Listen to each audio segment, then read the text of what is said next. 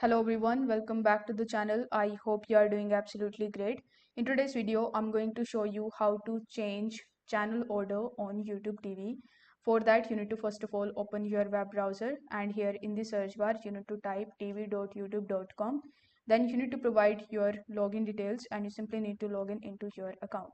Now, by default, you will be on the home page where you will be able to see all of the channels and the movies and TV series, so you won't be able to change the order over here. However, if you click on the live option, you will get the access of the filters with the help of which you can change the order of this list.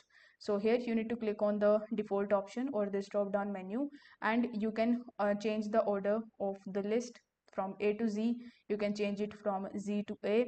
You can filter it out with the help of most watched, and you can even customize it by clicking on the edit option.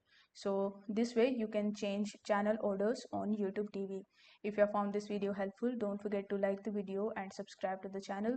Thank you so much for watching.